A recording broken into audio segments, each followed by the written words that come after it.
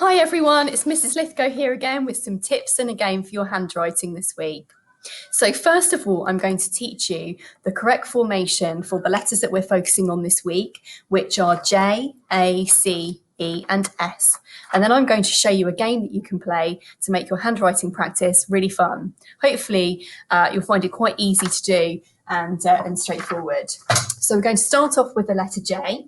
We start on the line, remember, for our cursive handwriting. So start on the line, up, down his body, curl, and a dot for the head. Start on the line, up, down his body and curl, and a dot for the head. So that's your letter J. J for Jack. Okay, the letter A.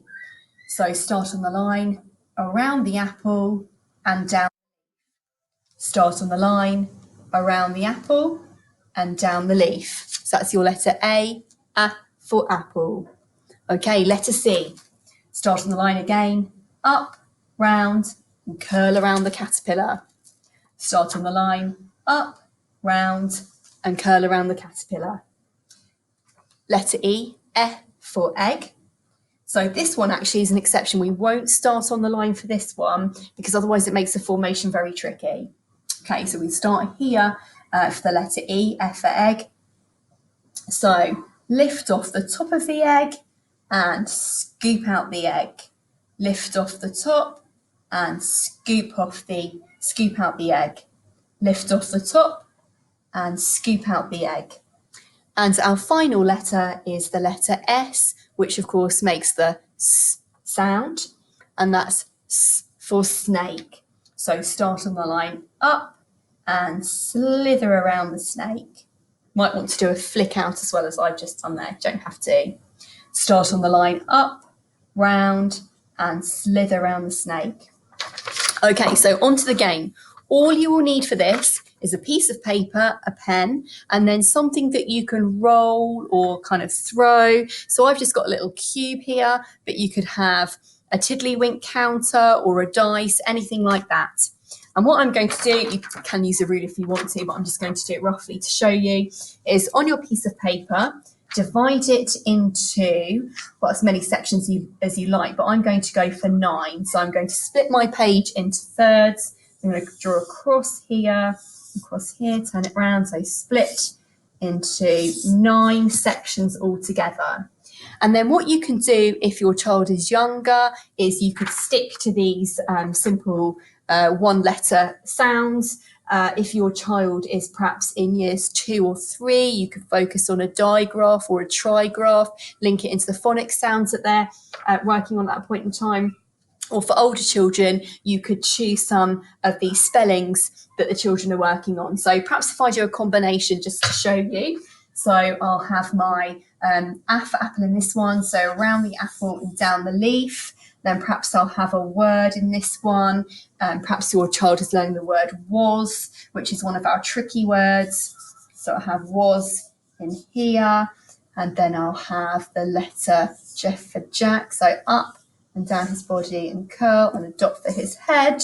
And I'll have my S for snake, start on the line up and curl around the snake's body. I'll have another tricky word. I'll have went. Okay, and then perhaps we'll have the curly caterpillar. So start on the line up and curl around the caterpillar. I'll have the word he. Again, one of our tricky words because, of course, it's not phonetically decodable. Let's have she as well. And let's have the word house, which has got our digraph in the middle, the owl, made by the O and the U. Okay, so the next thing I would do is I would lay my game board flat on the table. I would roll my cube, my dice, whatever I've got, see which one it lands on. Okay, so that landed on he this time, and that's the one that I practice writing.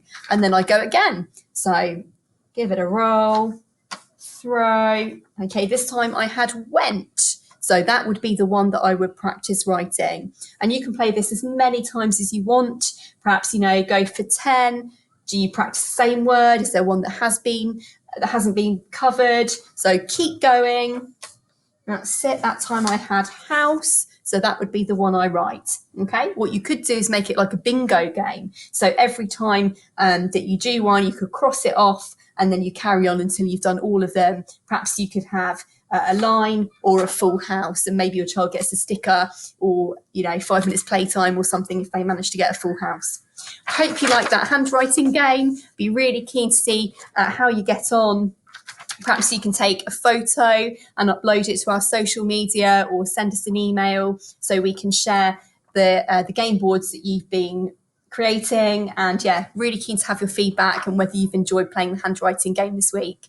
See you next week for more handwriting fun.